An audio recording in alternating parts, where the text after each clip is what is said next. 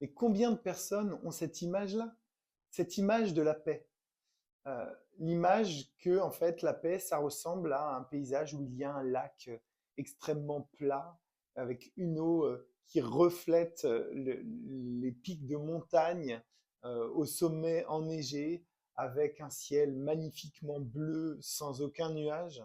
Alors que si on compare avec un autre tableau, si on imagine un tableau où on a des montagnes euh, abruptes, au relief écorché, avec un ciel nuageux, prêt à tomber en pluie, avec une chute vertigineuse qui vient se déverser dans un lac manifestant des remous importants, c'est pas ce qui va vous donner la sensation de paix. Mais pourtant, si vous zoomez un petit peu, eh bien, vous allez vous rendre compte que derrière la chute d'eau se trouve un petit buisson verdoyant et que un oiseau est venu y construire son nid et qu'il est en train de couver ses œufs pour les futurs oisillons en devenir.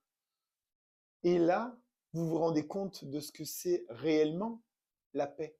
Parce qu'être en paix, c'est à l'intérieur de soi. C'est réussir, malgré tous les désagréments, malgré tous les mouvements de la vie, eh bien, à rester intérieurement en paix avec soi-même. Ça, c'est une vraie définition de ce qu'on appelle la paix. Et ce n'est pas chose facile, parce qu'en fait, on est tous marqués par nos événements, on a tous des états d'âme, on est dans des mouvements permanents, émotionnellement, énergétiquement, et rester en paix, c'est un travail de chaque instant. Et en effet, ce n'est pas facile, mais je suis convaincu qu'on peut tous y arriver si on est conscient de chaque instant.